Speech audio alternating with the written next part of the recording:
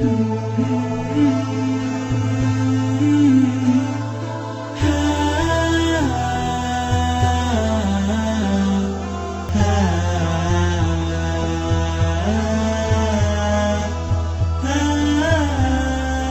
tips berwirausaha dari Ustadz, karena saya suka mengikuti beberapa usaha Ustadz seperti Ajwad, Otur di sosial media, dan saya juga ingin memulai berwirausaha. Pertama teman-teman sekalian, kalau saya pribadi, motivasi saya adalah Islam menyuruh saya bergerak. Saya pernah menulis sebuah artikel, judulnya apakah Islam menyuruh Anda menjadi orang kaya? Setelah saya telusuri dalil-dalilnya, saya temukan jawabannya, akhirnya garis finishnya iya. Loh kok bisa? Iya, Islam menyuruh kita menjadi orang kaya, dan ternyata dengan harta yang melimpah, ya, dan itu kita bisa dapatkan dengan sangat mudah dari usaha. Itu ternyata ya, kita bisa memanen juga pahala yang sangat banyak. Bahkan kita bisa membeli surga dengan itu. Apa Allah SWT berfirman dalam Al-Quran, A'udzubillahi minasyaitonirrajim, Innallaha ashtara minal mu'minina anfusahum wa amwalahum bi anna lahumul jannah. Al-ayat. Artinya, sesungguhnya Allah membeli dari orang-orang beriman jiwa dan harta mereka agar mereka dibalas dengan surga. Artinya mereka berkorban dengan jiwa, mereka juga berkorban dengan hartanya, gitu ya. Dan juga ternyata banyak sekali atau hampir semua ibadah kita ini sangat erat hubungannya dengan masalah harta. Misal kita mau menuntut ilmu supaya tahu agama.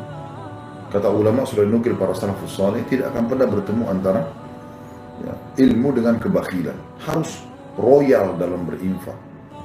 Bahkan sebagian di antara mereka menghabiskan sekian banyak, kalau kita sekarang mungkin puluhan kilo emas hanya untuk menuntut beberapa buah hadis, ya. Jadi memang ada hubungannya dengan masalah itu. Kita mau syahadatkan orang, misalnya kita mulai dengan rukun Islam 2 kalimat syahadat. Salah satu yang dibolehkan adalah kita memberikan harta kepada para mu'allaf, orang yang baru masuk Islam, atau kita tawarkan kepada mereka masuk Islam, ya.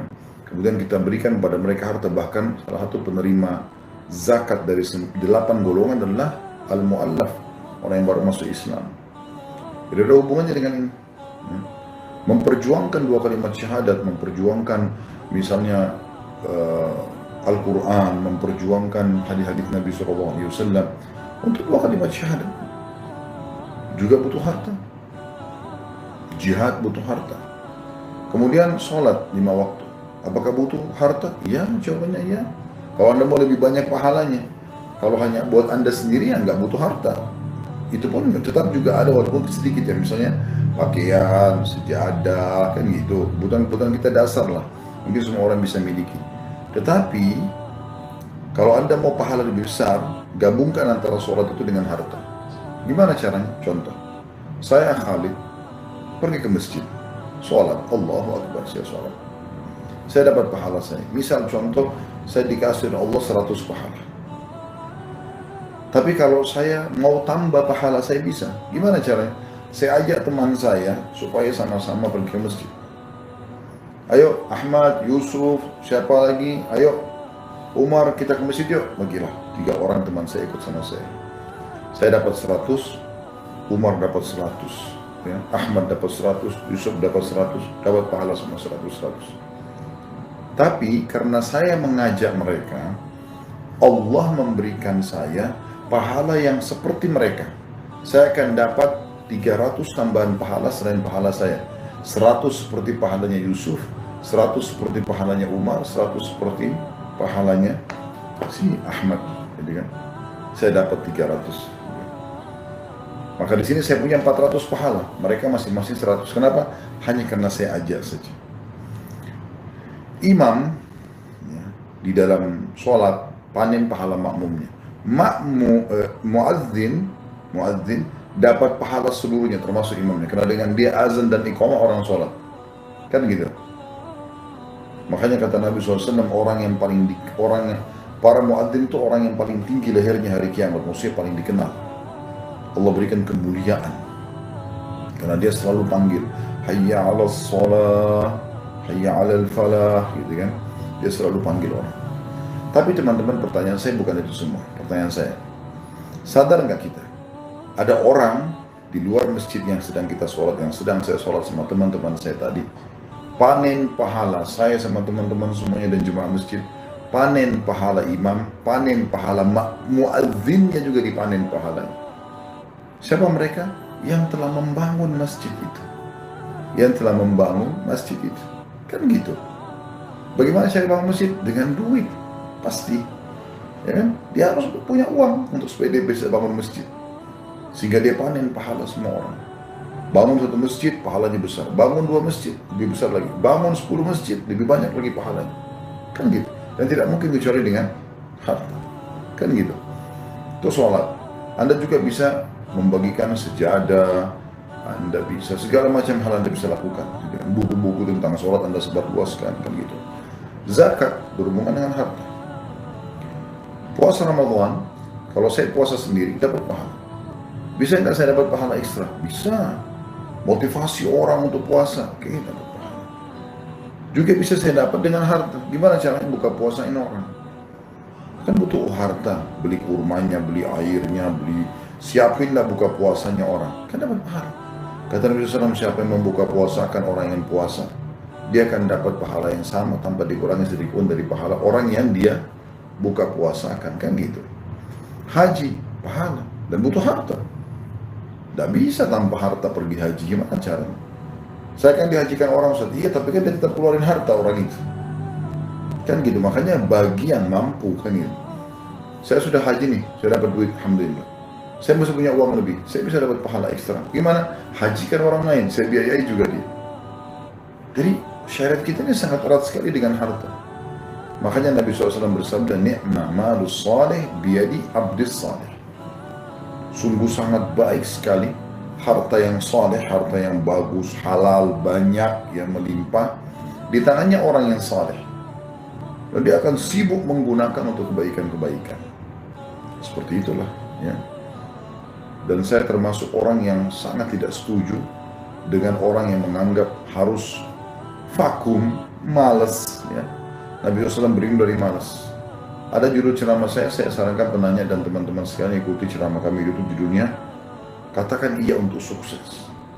Banyak sekali dalil saya sebutkan di situ bagaimana ayat Al-Quran, hadis-hadis Nabi SAW, perkataan para salafus saleh yang betul-betul memotivasi untuk kita bekerja dan punya pendapatan.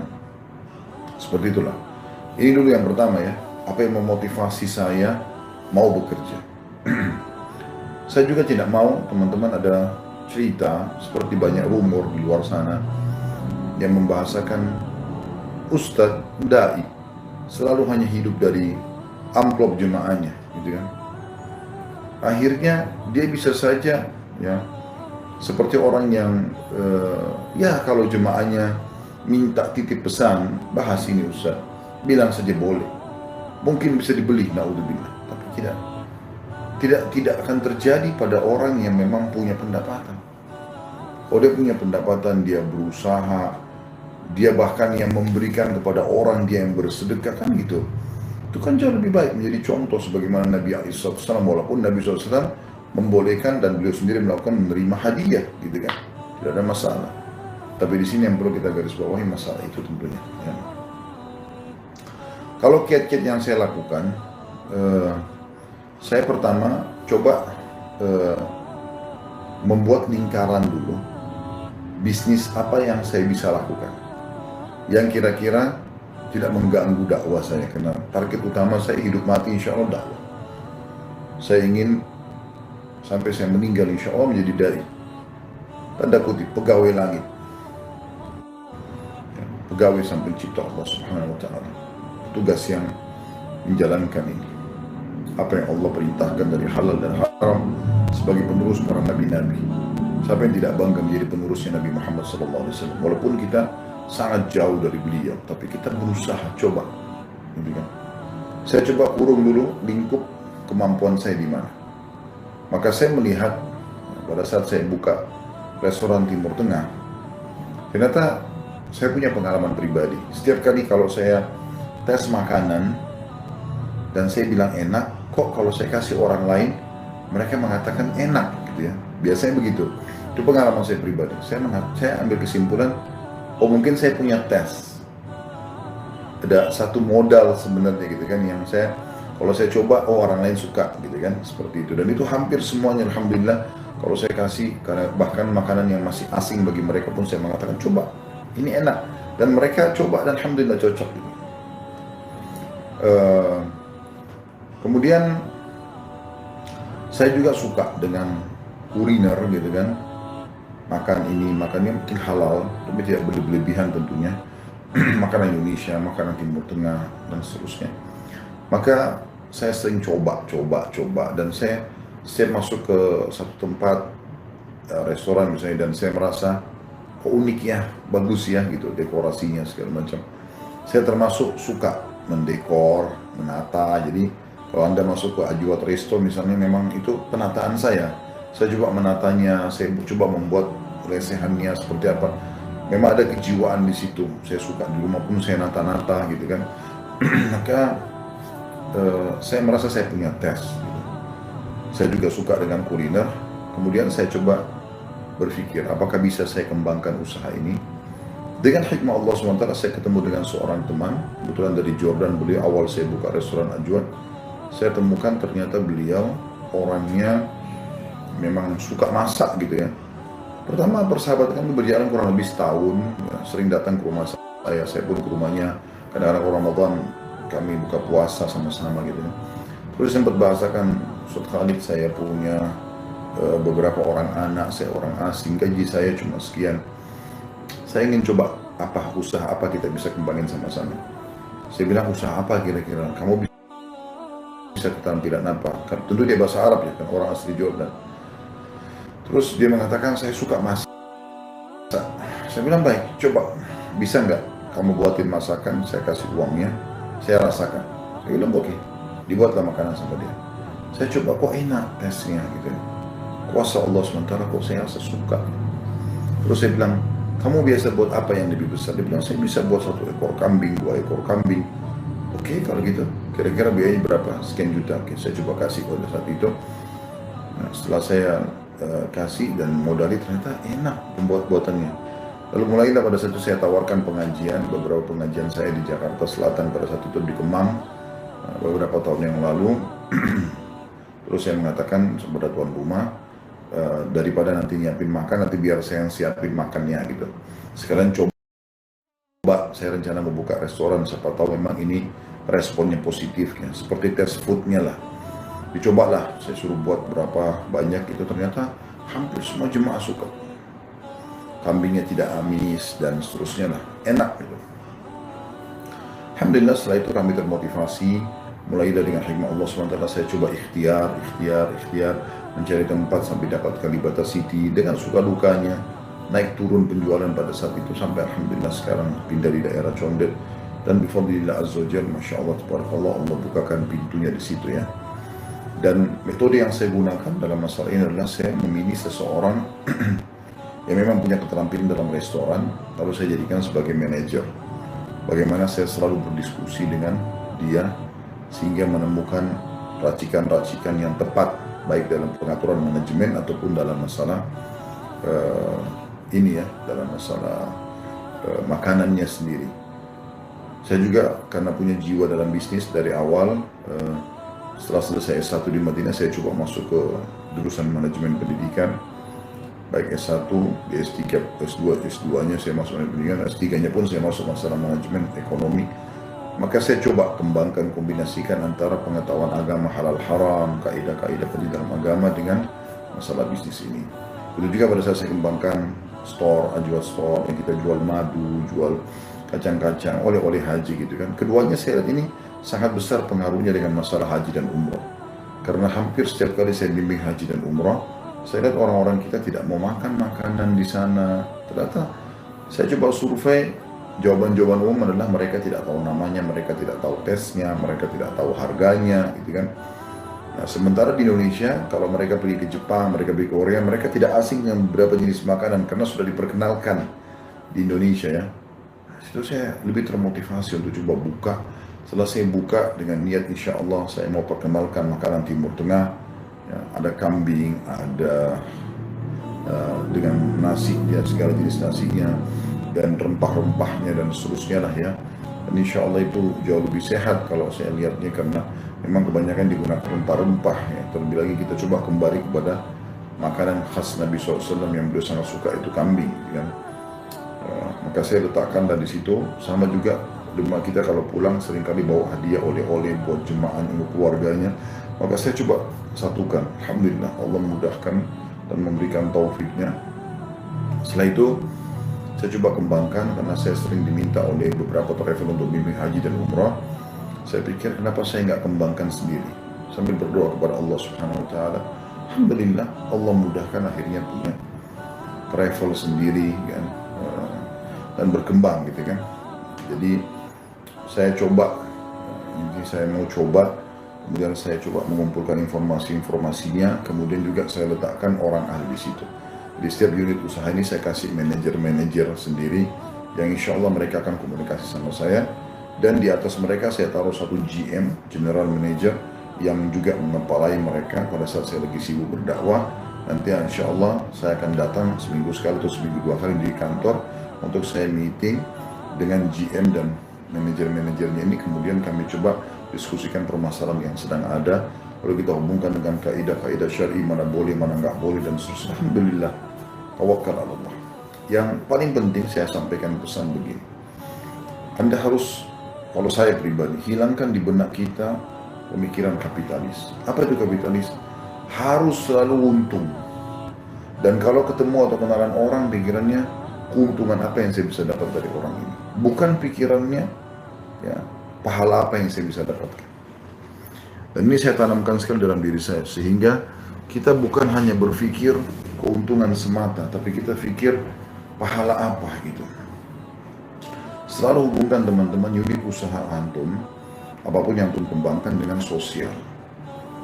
Jadi selalu berikan gambaran. Kalau saya di restoran memang ada porsi yang kita sedekahkan, ada di store juga begitu, ada yang kita sedekahkan ya. Di travel ada yang kita umrohkan gratis kan gitu. Alhamdulillah sekarang ada cukup banyak teman-teman yang bergabung bersama kami di kantor. Ada 100-an lebih ya sekarang yang bergabung, Masya Allah. Dan mayoritasnya Alhamdulillah 50% sudah kami umrohkan. Sehingga travel ini pun yang kami kembangkan betul-betul mendapatkan keberkahan, karena Allah Subhanahu Wa Taala mungkin menilai juga dari bagaimana kita coba melihat di situ ada hak orang lain, mereka umroh.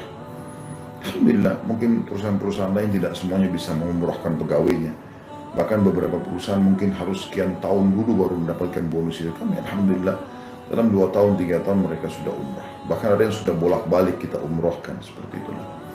Bifadlillah Azza wa Jalla. Jadi seperti itulah kurang lebih. Nah saya coba lingkup, ya saya coba kurung dulu di bidang apa yang saya akan ini, kemudian saya tekuni bidang itu. Setelah berhasil baru kemudian saya pindah ke unit usaha lain. Insya Allah tugas kita berusaha, ikhtiar, selebihnya tawakal Allah. Seperti itulah. Dan saya termotivasi dengan guru saya, kiai saya, Nabi Muhammad SAW, guru yang sangat mulia, manusia yang paling mulia, dan kita mencintainya karena Allah Subhanahu Wa Taala, dan kita berharap mencintai beliau akan membawa kita bersama-sama beliau di surga insya Allah. Beliau SAW setelah mengembala kambing dari umur 8 tahun sampai 21 tahun, ini masa-masa di mana terbentuk pribadi beliau dengan mengembala kambing, dan Allah SWT membina nabinya dan nabi-nabi lain ya. Semua nabi-nabi dengan mengembala kambing, karena mengembala kambing itu sering bertafakur kepada ciptaan alam gitu kan. Belajar dari kambing yang lebih sabar ya. Mereka bisa makan dengan waktu yang lama di padang rumput yang luas, mereka berkelompok seperti itu ya. Dan setelah itu umur 21 sampai masuk masa kenabian, sampai 40 tahun beliau berbisnis sallallahu alaihi wasallam. Jadi kalau kita lihat umur beliau itu ya banyak sekali habis di bisnis, umur 21 sampai 40. Ini kurang lebih 19 tahun habis dalam bisnis, dipakai bisnis. Karena Nabi SAW sudah menjadi Nabi pada saat umur 40 tahun dipakai Nabi, maka Khadijah pun meminta agar Nabi SAW fokus berdakwah saja. Tapi sebelumnya beliau berdagang 19 tahun ya, dengan kejujuran, dengan amanah, dan beliau berusaha. Dan kita lihat juga kisah-kisah para sahabat ya, seperti Abu Bakar, Kata Aisyah radhiyallahu anha, Abu Bakar adalah atjaru Quraisy hatta yadkhul fil khilafah. Yang artinya Abu Bakar itu adalah orang Quraisy yang paling sukses berbisnis. Karena beliau adalah termasuk ahli surga, sahabat pertama dari 10 orang yang jamin masuk surga, mertua Nabi SAW dan kekasih Nabi SAW. Gitu kan? Beliau adalah seorang pengusaha. Kata Aisyah, dia adalah orang Quraisy yang paling sukses berdagang sampai dia masuk ke pemerintahan, menjadi khalifah. Itu juga Abdurrahman bin Auf, Utsman bin Affan, banyak sahabat-sahabat Nabi main dasarnya mereka adalah pengusaha-pengusaha. Seperti itu kurang lebih gambarannya. Jadi kalau saya simpulkan teman-teman sekalian, pertama ya, buat dulu kerangka, ya, mengumpulkan usaha apa yang sesuai dengan jiwa kita, kemudian mulai kita tekuni, ya, kemudian kita pikirkan berapa modalnya, bagaimana bukanya, bagaimana segala macam. Kalau Anda punya modal, Anda bisa mulai. Kalau tidak, coba cari. Kayak saya dulu tidak punya modal, saya cari beberapa teman-teman yang mau investasi. Alhamdulillah, mereka investasi dan berhasil. Seperti itu. Kemudian dalam sistem, hati-hati jangan sampai ada yang haram. Karena 3 hal prinsip saya, sukses itu adalah modal halal, sistem halal, produk halal. Insya Allah akan sukses. Kemudian yang terakhir adalah jangan lupa, teman-teman sekalian, selalu hubungkan dengan sedekah. Ada hak orang lain di situ. Insya Allah dengan izin Allah SWT Allah akan berkahi. Tentu ada juga kekayaan berdoa, ya. Ini juga tidak mungkin luput, ya. Selalu berdoa agar Allah SWT berkahi masalah itu.